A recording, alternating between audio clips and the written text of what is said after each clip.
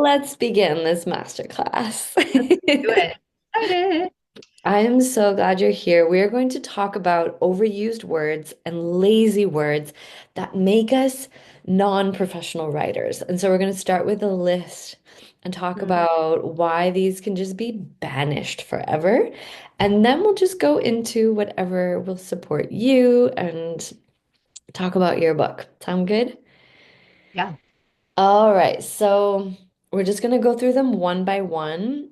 The first word that is so overused is suddenly. Suddenly, I felt nauseous. Suddenly, I wondered, was he lying to me? Suddenly, she heard a noise. Like, it's so overused that it's become a trope of sorts. And so we can just get rid of the word suddenly and get more creative instead, allowing that element of surprise and shock to be described in words or dialogue or action, right? So describing the actual moment. And sometimes all you have to do is remove the word suddenly and allow the sentence to be what it was. And so for all the words like suddenly that we're going to go through, my suggestion is that you use the search function inside of Google Docs and see how many times you have used it, and then use that replace button to either delete them altogether or find a word that's more original. So that's kind of the exercise at hand.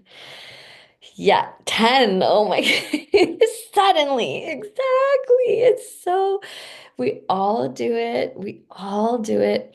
So the next word is first, and it's similar to last and finally. These are what I call the academic trio. So first, comma, we begin by illuminating the inner child. No.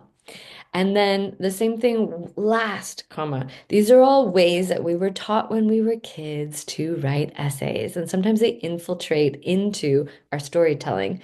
And it can bring a sense of order, and I get that, but we don't have any kind of magnetism or it's just kind of anti-storytelling. So the words first, comma, last, comma, and finally, those are a trio. And we're just going to say thank you. And we're going to put them to our academic peers. You know, if you are writing an article for a journal or a publication that is more academic, it's perfect and it's classic and it's taught for a reason in schools. But for the art of storytelling, we're going to set them aside. Does that make sense? Yeah. Uh, Question on, I'm like raising my hand. Yes. So I just briefly looked at that in mine as well. And I see, are you saying if it's like first comma, as in like one, two, three, or like, because I just saw 20, oh gosh, I don't even know how many examples, but it was like first time in my life, or this was my first experience, or before that first time. So I am using the word first. Yeah, so it's more specifically when it starts a sentence. Okay. Saying it's the first time isn't necessarily lazy, but if you have it 20 times in a manuscript, maybe we are being signaled that in this middle of the sentence use, it's also a little bit, you know, you can add some variety and spice. Used. Yeah. Okay. Mhm. Awesome. Okay, so bye-bye academic trio. Next is the word then. THEN, baby, goodbye. It's lazy. It's just lazy to say this happened, then that happened. No, we are here to illustrate. We are here to show.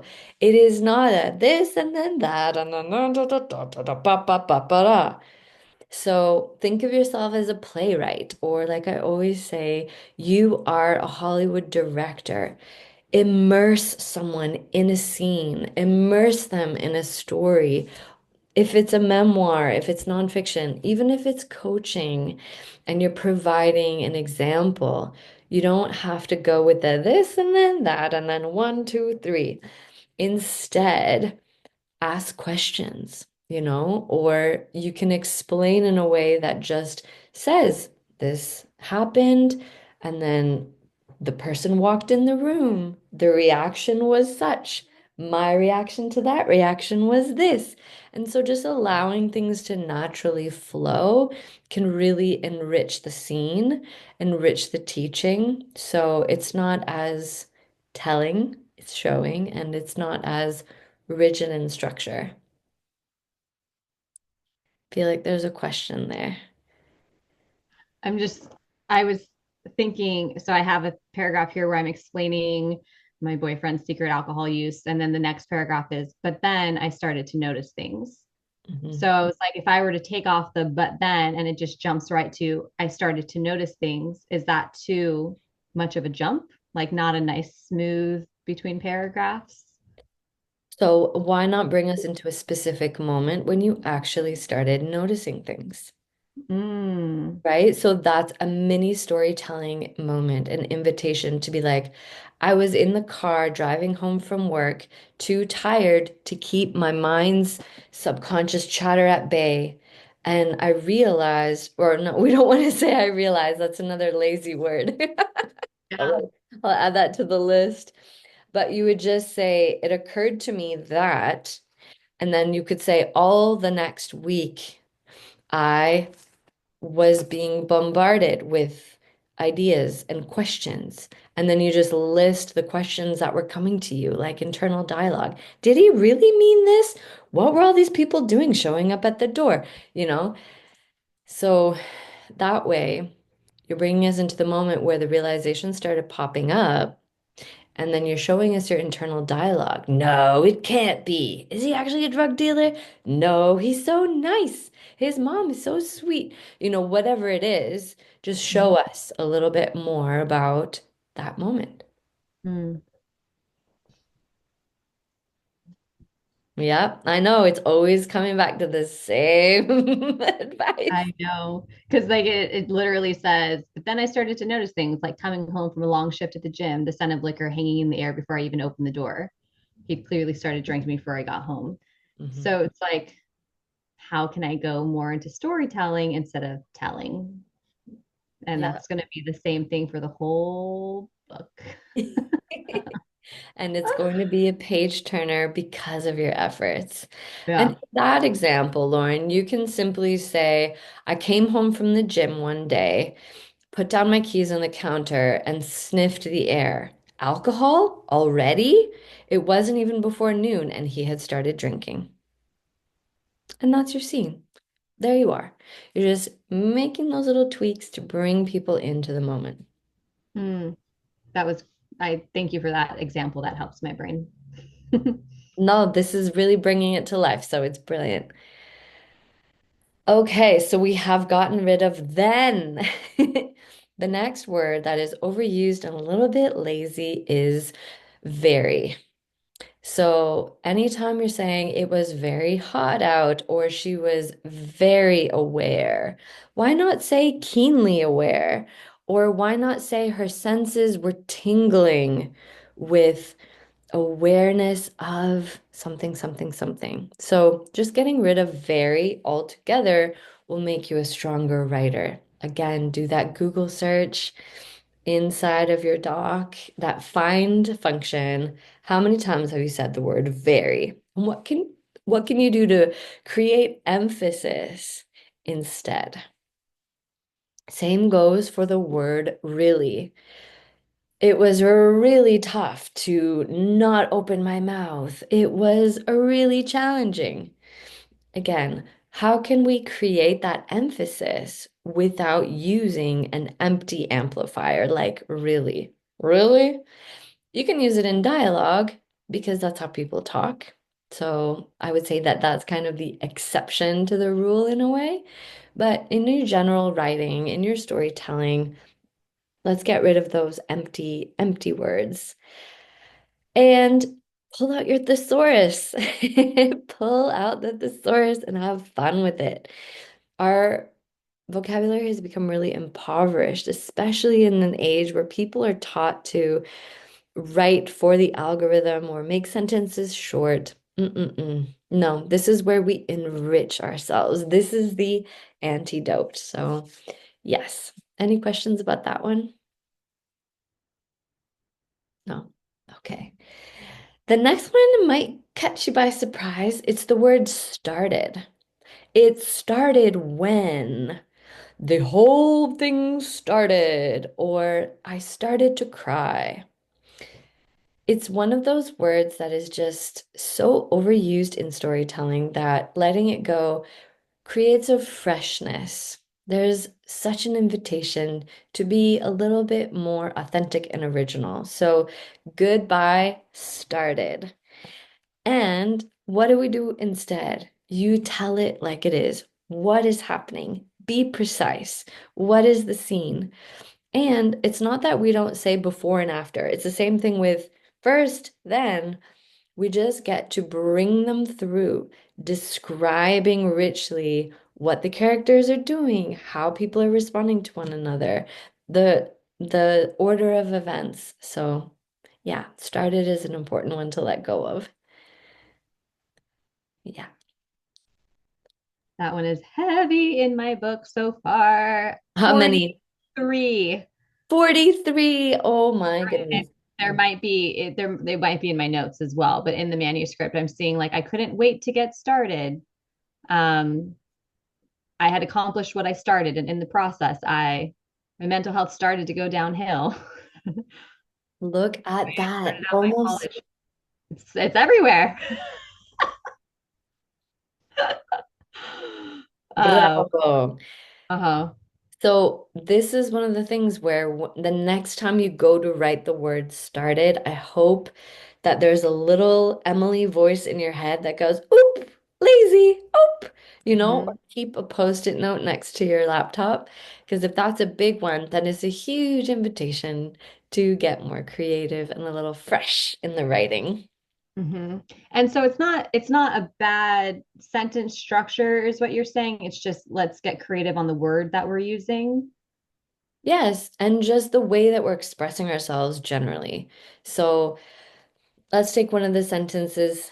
Which one would you like to overhaul and upgrade? Oh, okay. The one right in front of me says it started I can't even say the word suddenly. It started suddenly, like any good romance does. I remember the first time I noticed the wine. Hmm. It started suddenly, like any I like sud. I can't. Sorry. subtly. Oh, S subtly. U Subtly. Yes, I got Started you. suddenly. It Yeah. started subtly. And so, how did you feel? Like, when we go inside the bodily sensations of subtleness, of those slow approaching caresses, or just the subtlety of it, how did that feel? What were the sensations that made you feel like this is a slow evolving thing?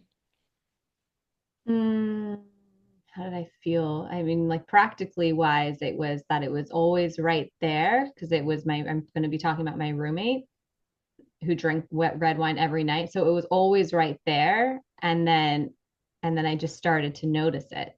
Like, oh, every single night she does this beautiful ritual of pulling down the stemware and opening the bottle and, swishing her glass before she takes the first sip. So, how did that make me feel? Curious, Mhm. intrigued, uh, Okay, so how in mesmerized. right. So what if you said something like, how interesting.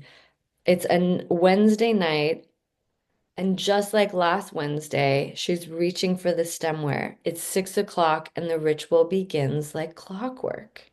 Mm, Stemware, pouring the wine, a splash this, the music goes on, right? And so bringing that dialogue in so you can say something to yourself like, huh, how interesting, or how curious. Another Wednesday, another bottle of wine.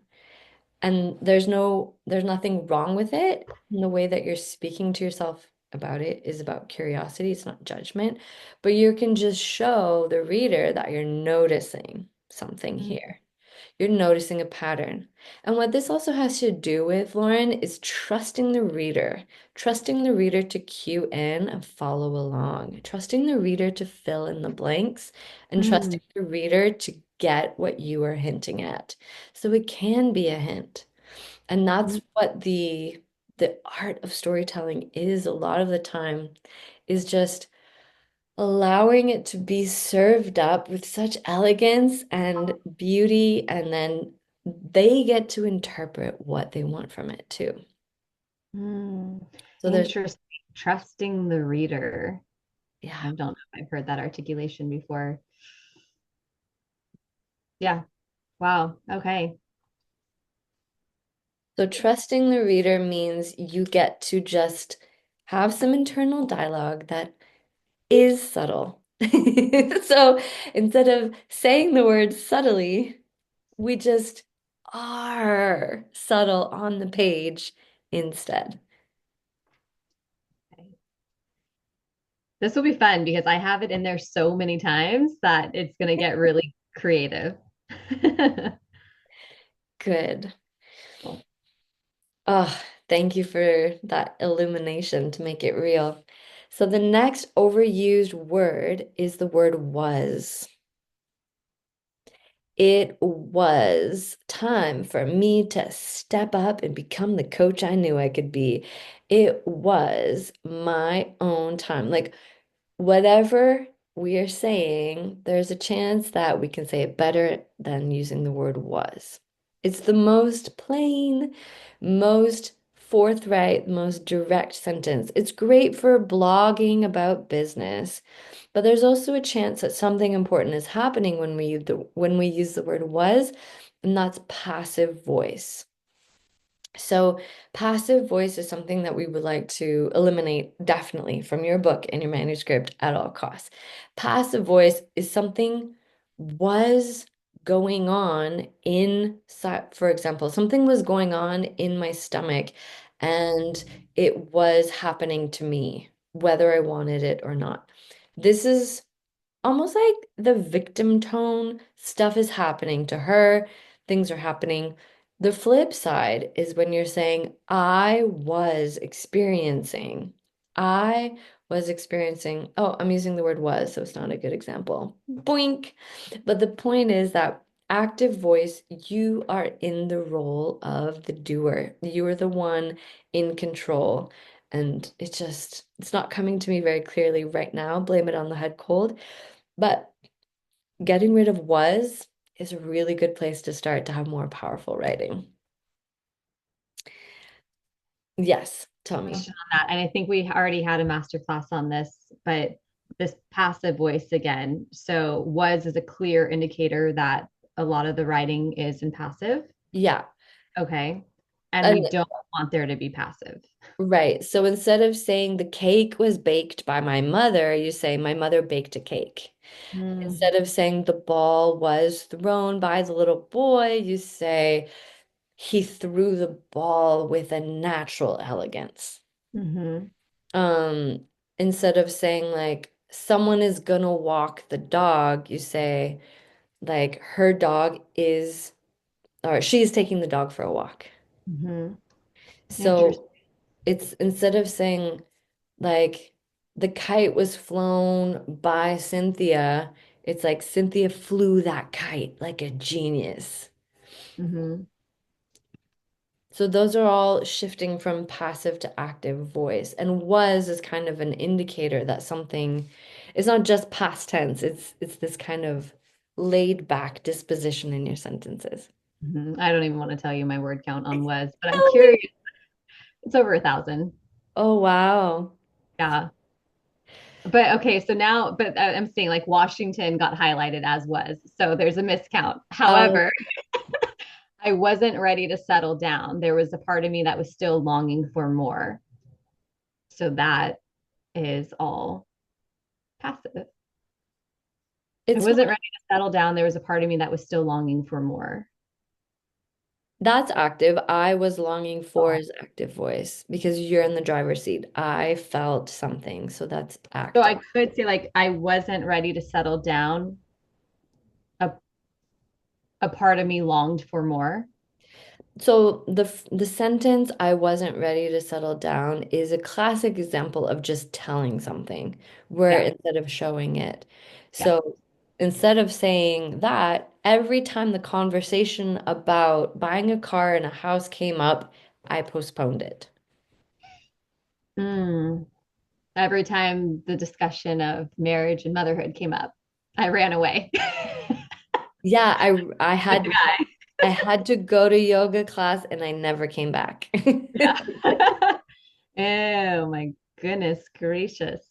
So intriguing. Yeah. So Yeah.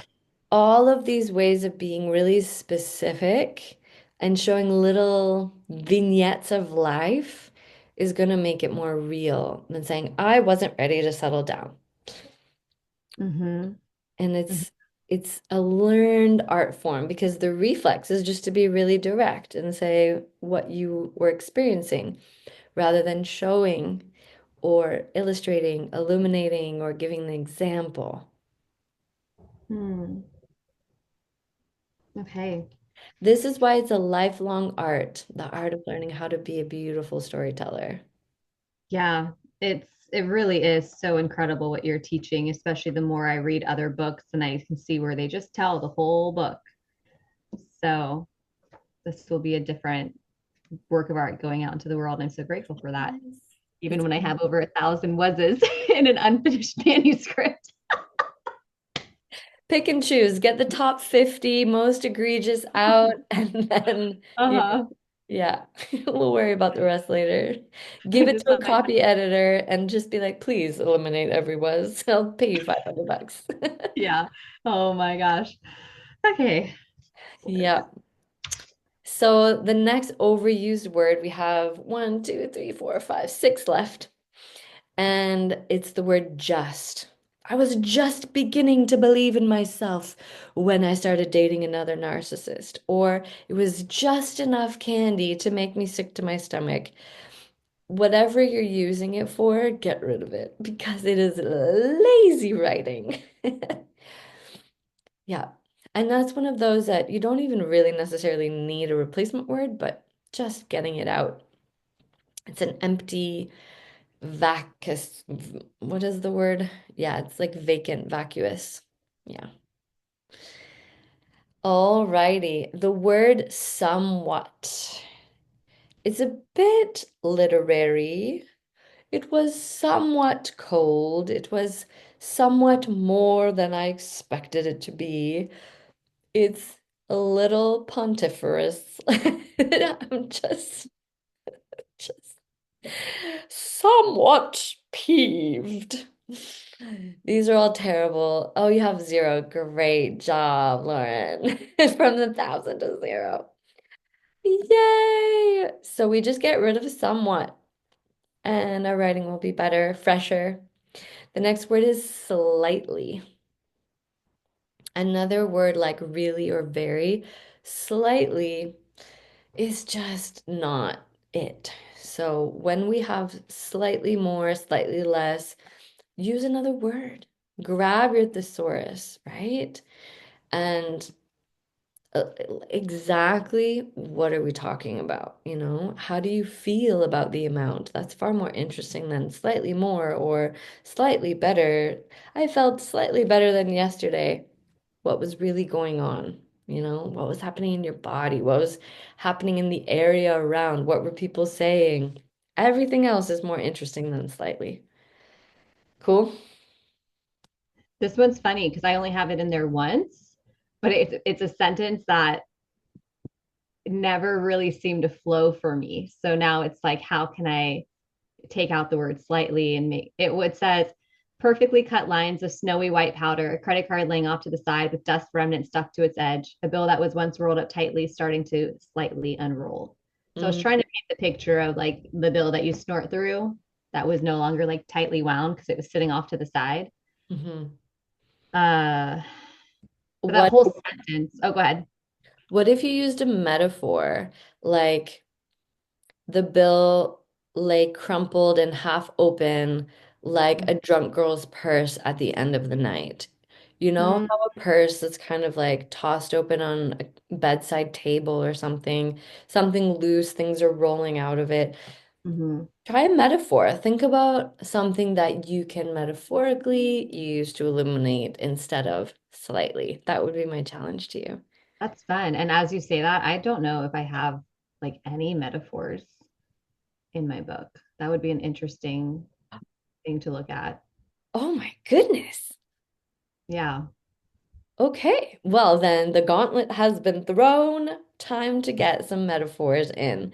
And I'm not saying one per chapter, and it would be really good to enrich your writing with the habit of daydreaming about metaphors and what could, and similes, using Hmm. like or as or without, just saying the cocaine was a snowy white pure winter wonderland. Or it was as bright as a snowy day in Finland in the north. Hmm. Yeah, that's a fun little exercise. I wish there was a way to search my document to see if I have metaphors. Like, hey, can you tell me if there's any metaphors in here? Okay, that's good to know. I'm going to put another note about metaphors and similes. Amazing. Okay, so three more to go. We've got the words seem and seemed. It seemed like a good idea at the time, or she seemed to be pissed off. Instead of seemed, say anything else because it is overused and lazy. Just say she was pissed off or her face was lined with red dots and the rage was palpable as it radiated from her skin. So instead of seemed, just get rid of it and say what was happening. And something this has to do with is being a confident narrator. We don't want readers to doubt us even for a second. And so, to be a trustworthy narrator, we need to say exactly what is happening and be the authority. And it goes back to the point of if you're ever unsure about a date or if you're ever unsure about what really happened, just decide. Be what we call the definitive narrator so that people feel like you are the authority that they can trust to guide them to the end of the book. So, no more seem or seemed. Okay, the next one is definitely, definitely get rid of definitely. It has like a Valley Girl, Valley Guy ring to it, like, oh, definitely. There's something when I say it like, oh, she has zero. Amazing. Amazing is also a lazy word. I think I did an Instagram post with 99 ways to say amazing without amazing in it. So this brings us to our last overused word, somehow. Now, this is really a big one for novelists. They love to write, somehow I knew that I was going to get to the edge of the waterfall, but I didn't know how. Or somehow I knew he was going to be mine. Or somehow, someday, there's just this kind of yearning, or it's just a trope that it's lazy, it's overused. Let's get rid of it. Curious how many you have in your manuscript of I some. have seven. The Mm, first one that popped up, I haven't scrolled through my document yet, was it said, I pulled my clothes over my body as if I could somehow cover up the rawness left behind. This was describing a rape scene. hmm So, even So, though it is gravitas, it is very serious. mhm. I'll cover up. Somehow. I want to Yeah, somehow cover up. Do you see, like, when we just extend and exaggerate how the truth of it reveals itself? When you take yeah. anything to the extreme, its true nature is shown. And so I get that you were grasping to cover up something that was not able to be covered up. Instead, what could you say? What do you think? Anything come to mind? I was just like, how do you put into words exactly what you just said when you're trying to do something that's actually not possible? So in a way, it's metaphorically speaking. That I don't know if that's the right use of that word, but where it's like, yeah, that's I obviously can't cover up rawness. So how do you explain that? And no, nothing is coming to mind That's anymore. okay. You, On this, yeah, yeah. you could do a metaphor in the sense of I put on my clothes trying to cover up a feeling as possible as um, Mm, covering up a face tattoo.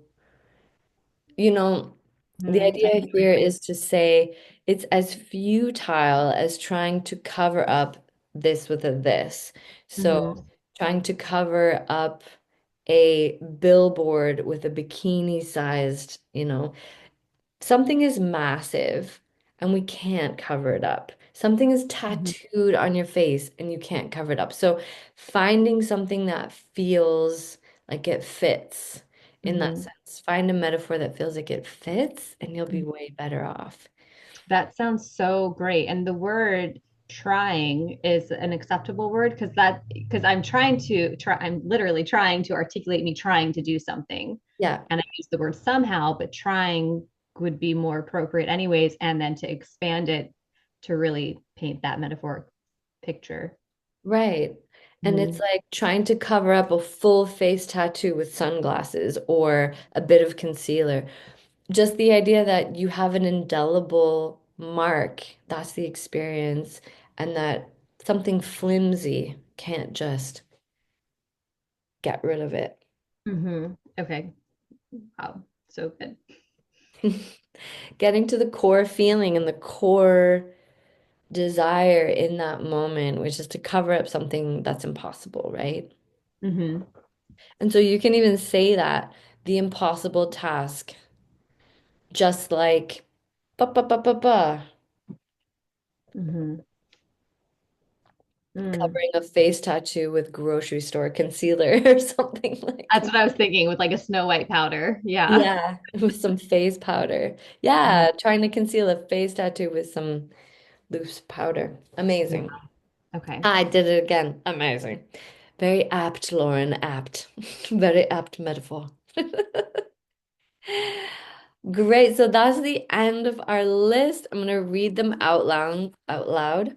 Just to summarize, we have suddenly, then, very or really. We're getting rid of started. We're saying goodbye to was, especially passive voice. Goodbye to the word just. Somewhat, slightly, seem and seemed, definitely getting rid of definitely, and somehow. And then we're adding I realized because that phrase is just so overused that we get rid of I realized and just allow the realization to breathe. So we can just usually cross out, I realized that my boyfriend was a drug dealer. And you can just say, wow, my boyfriend was a drug dealer. Cool. Any more questions about that list? Yeah, not specifically. It's when you said, oh, like, pay an editor, whatever. Is that what they look for? I don't understand that the actual role of an editor. Mm. And so is when someone is editing your book or you send it to an editor, are they looking for these overused lazy words? Are they providing suggestions on how to do it differently? What is that process? So that would be the role of a copywriter. A Oh, copywriting. copywriter would be doing that. An editor usually is the first level, developmental editing. That's what we're doing every time that we try and improve your writing style, technique, craft, approach. All of that is about editing. And it's more of the big zoom out approach, right? The craft itself. Is the writing compelling? Are the characters deep? Do we develop a story arc that brings us from a low to a high, down again, up again, and has a resolution that is satisfying? All of those things are questions that editors are going to ask and guide you to create. So, in that sense, I'm an editor with you in this now moment. Mhm. When it comes to words, and like sentence structure, syntax, then it's more of a copy editor's job. So they're looking at repetitive words. And they're the ones that you will hire or you put on that hat yourself. And you're looking for words used too often, words that are lazy, overused, just like we went through this list. Words like beautiful and unique and special, or a copy editor can also look for emotions that you just state and you actually need to illustrate that the Mm. character, the person, the situation is not just saying, I walked into the apartment feeling livid. That won't do. That's not good writing. That's so boring and obvious, right? So instead, you would say, I walked into the apartment, letting my high heels click on the wood as loud as I could, threw down my purse, and I screamed, What the fuck? Then we know Mm-hmm. you're livid because you're showing. So after you've edited with an editor, you make sure that your characters are great, that your writing style is really compelling, that your story arc and all of the things are there, that you're achieving, that you've got a hook, you're achieving what you would like to do with the book. Then you hand it off to the copy editor who checks out the writing and makes sure that the writing style is good in that sense of like grammar, structure. And then when that's complete, you're going to go to a proofreader. And the proofreader is about the commas. It is about all of the really, really fine details. It is about spelling. And some proofreaders will do formatting as well. Mm. But generally, you do proofreading and then you kind of say, no more edits to this manuscript. This manuscript is done and is ready to be formatted. And then you give it to an interior designer, not for your house or condo, but for your book. And that's a really exciting discussion that only people who are writing books probably think is exciting Mm-hmm. because you're choosing your font and you're choosing your spacing and you're choosing whether to have any little graphics and, whimsical ferns or designs or symbols at the top of each chapter, whatever it is, your interior designer is going to work with you on that. Mm. So that's the flow. We have our editing, like developmental editing, and then you have your copy editing, then your proofreading, and then your interior design. Fascinating. And you did all of that yourself on your book. I Wow. did with one hand, with a baby in the Yeah, other. no kidding. One hand and yeah, Yes. incredible.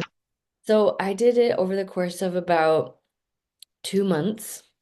So what I used was first, I treated myself like a client.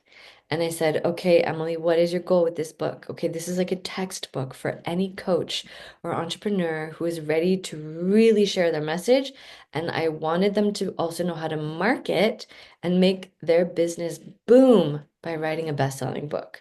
So I knew it had to also address the art of marketing, right? So borrowing an audience, the guerrilla launch, getting strangers excited about your book. So I was like, Mm-hmm. okay, very clear what I have to do, the order. And then formatting was my nemesis because I do not enjoy really lengthy, meticulous things. So I said, I'm never doing this again. Mm-hmm. And now I know how to do it. So I downloaded the template from Amazon. Um, Mm-hmm. on the KDP, on the publishing side of Amazon, they're free templates. Mm-hmm. And yeah, I just used it over and over and over. And the thing with Grammarly, the AI spell checker, is that you can incorporate it into well, I think you're using it now, but for anyone watching the recording, it'll just show up uninvited into whatever you're using. So Squarespace or Flowdesk, if you're writing emails, Grammarly is going to come in there. And that was actually a blessing because I was formatting my book using Pages on Apple. And so it would do the spell check. Then what you want to do always is print an advanced reader copy. So you upload your book to Amazon or Ingram Sparks, you print a copy, and look at this. It goes. All of the grammar checks. So I didn't catch everything. Mm-hmm. There are literally just markups. And Mm-hmm. so nothing compares to seeing your work on the page printed out. Mhm. If you want to go to Kinko's or somewhere and print out a book, you can do that instead of ordering it on Amazon. But I love having advanced reader copies. That's also when I gave my book to different people to get their feedback and to Mhm. get endorsements like really early. Yeah, totally. Exciting stuff. It is. It's so much closer than you think. Forget about the 1,000 wases. It's gonna be okay. Was that the word? Oh yeah, I have it circled and starred on my notes. Was is your nemesis, apparently, Lauren. Yeah. Um, yes, it does still feel so far away too, though, which is an interesting place to be, but one How, step at a what do you think could help you feel like it's closer? time.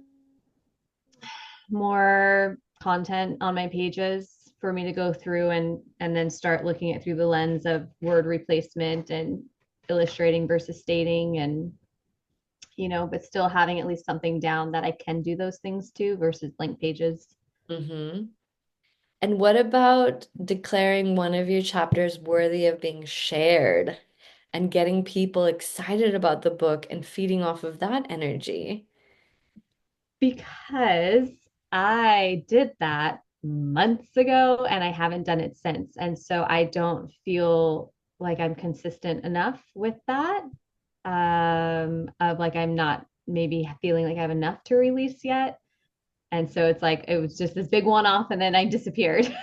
Yes, and that's okay. That is so okay. First of all, there's no shame in being sporadic and going through different processes around writing. It's actually making more of an interesting journey when you tell people what's going on behind the scenes as you write. Because it's Mm, like running a marathon through the woods that most people will never get to that deep in the woods because they don't have the endurance. So mhm, telling people, reporting back from the woods is really, really interesting. So mhm, first off, hand on heart, I forgive myself for not being consistent when I had the intention to be consistent. mhm. Letting that go, Story that of my like, life. right, you didn't do Yeah. anything wrong. It is totally acceptable to press the restart button and just decide this is going to be sporadic if it's going to be sporadic. Yeah. The most important thing is just doing it. Yeah. Well, I do believe I probably made a very big error in my process, and that was not circling my outline and saying, like, she done.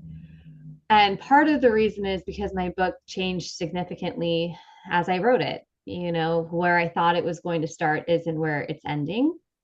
And so the outline has changed many times. So what I did yesterday is I printed out my outline. It's many, many pages because there's a lot of notes for each chapter. And I'm just going to do this like look back, basically my big map that I used to have on my wall of sticky notes, which is now gone because the book changed directions and I never redid it. Look and see if it's all there. And then only write on my outline. Now, on our last call together, you and I discussed how it's like mini chapters within my chapters. So I don't really know what those are. They just kind of appear as I write under the big chapter. So am I adding too much or am I making it bigger than it needs to be or am I, not staying focused on the outline is kind of where my brain is questioning, right? Sorry, I'm waiting for my doctor to call me back so my phone's not on silent. Um I'm questioning if it's like not keeping me focused because I actually don't really know Hmm.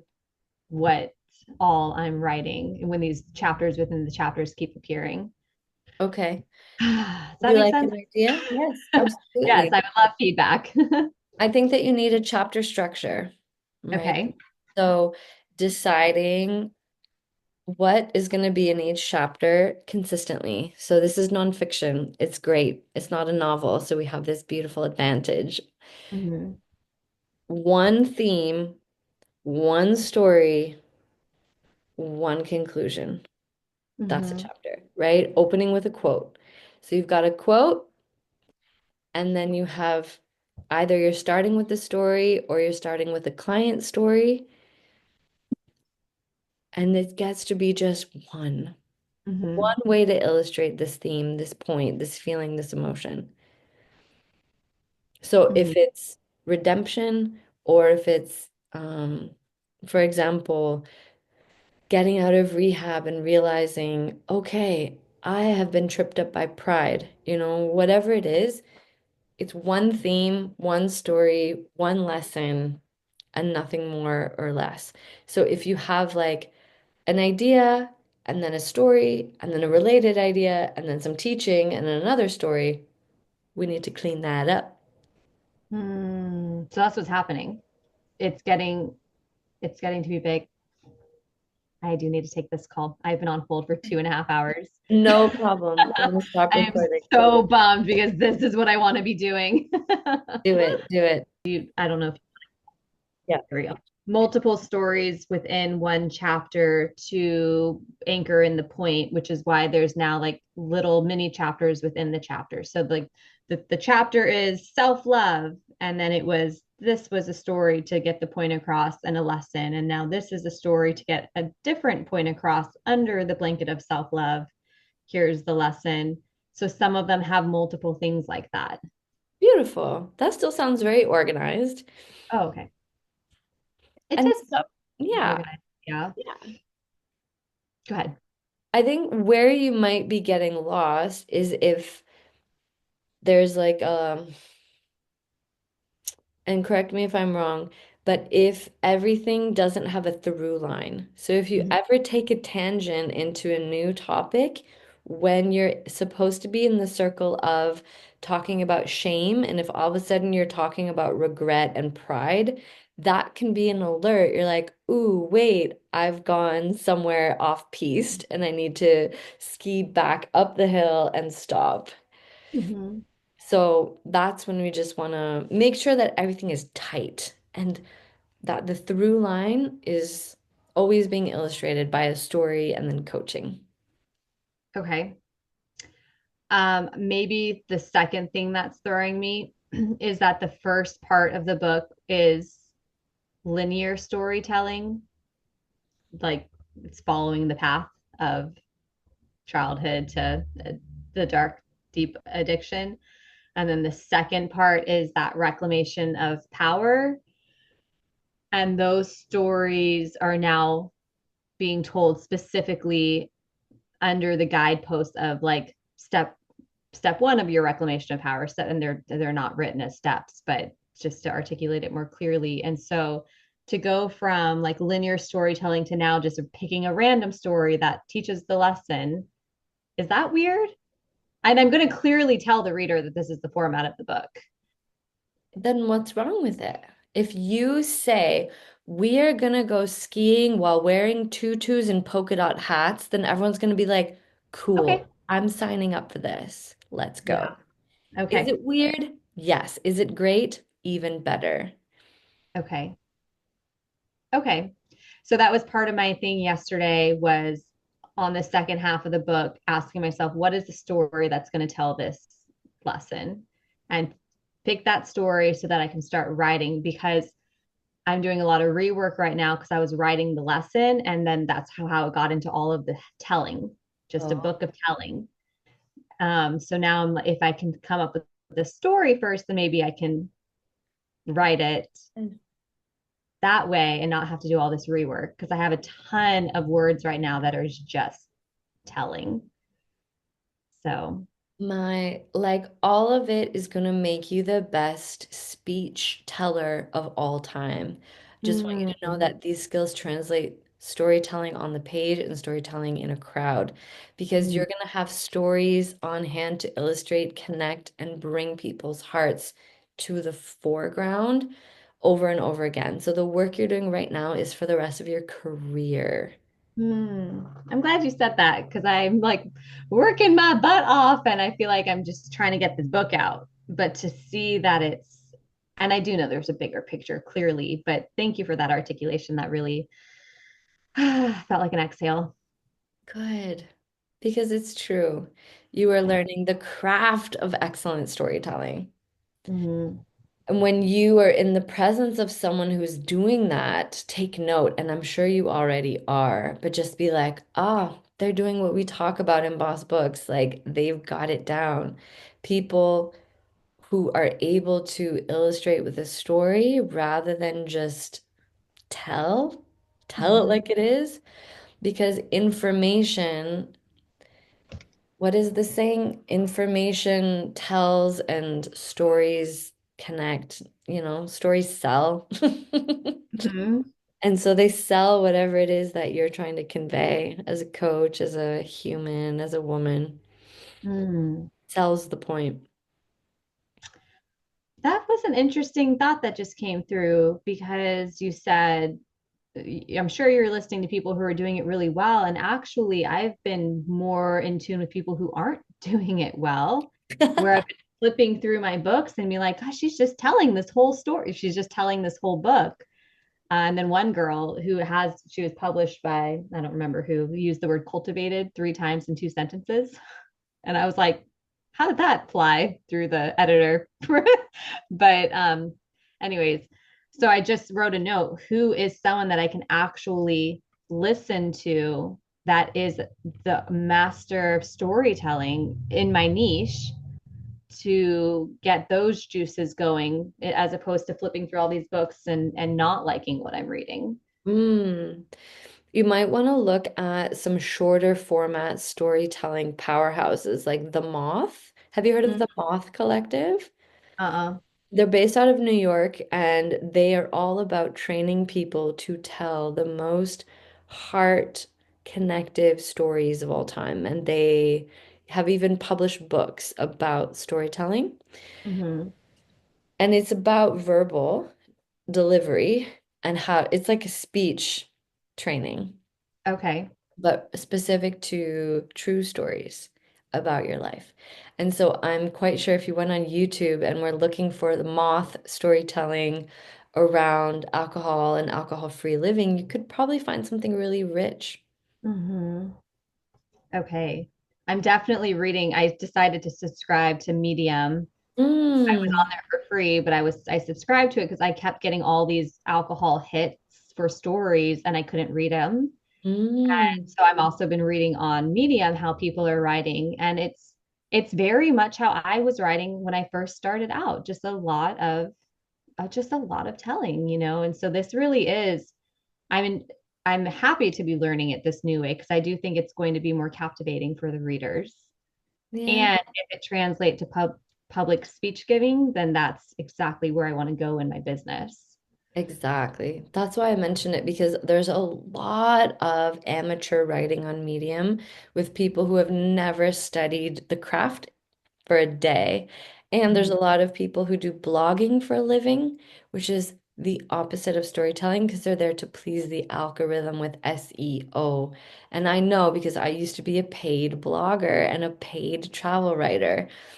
And it's just so different from compelling connective storytelling. This is not for someone to scan while they're on their lunch break on their phone because they hate their job and they need a 5 minute something. This is a book that is going to change people's lives by going so deep and so vulnerable and then create the connection that allows them to hear and see this message from you in a way that changes their actual behavior. So it's very Mhm. different from what a lot of people do. Yeah. Yeah, which is fine, but I think they're written more as like self-help guides, and I'm writing a story, Hmm. right? Not a Yeah. guide, so a guide through storytelling. Exactly. And like I said, information doesn't connect. Information, all that knowledge. It's like if I read another how-to manual about Pilates, it doesn't mean I'm going to go to class. I can know everything about the history of Pilates and think it's amazing, and I won't find the energy to go and practice it. We all know so much about health and wellness that if knowledge and information was enough, we would have six packs and just be so ruthlessly healthy, right? Knowledge, info, telling. it just isn't where change happens. It's not magical. And from a marketing perspective, it doesn't make people talk. It's not Okay. like, oh my gosh, I read this blog post the other day about 5 steps on how to get rid of addictive behavior. It's like no one's saying that. They're saying, oh my gosh, I heard this girl Lauren tell her story. It's crazy. That's what they're saying, Okay. right? Fascinating. And thank you for the Moth Collective storytelling insight. I'm happy to put that in my ears. It's also a podcast. Hmm. Yeah. Really, really long-standing, high quality storytelling. Fascinating. And the number one book in the Quit Lit, it's called Lit by Mary Carr. I already told you this. And when I started reading it, when we first started this collective together, when I started working in your collective, it was like so storytelling. I couldn't get behind it because my brain wasn't in that mindset yet. I was just so used to being talked to Mhm. and told that I was like, this is literally it's like a story. And it was so funny. And now I'm like, oh, now I see why it's covered in accolades. Oh, Yeah. brilliant. Yeah. Get ready to be the next one, Lauren, because you're Yay. doing the heavy lifting to retrain to learn this craft. Yeah. Yeah. Okay. I know we're Thank- at time. I want to respect your time. Today was awesome. This will be uploaded to the portal. Yeah, I'm gonna I aim to definitely do want it to immediately. Otherwise, it can definitely lag want a to rewatch this bit. one. All right. Awesome. Thank you so much. Mwah. Adoring you. Thanks to everyone Thank watching the you. replay all around the world. I see you. Keep participating in our community so that I can help and support. Okay. Mwah. Yeah. Bye for now. Bye.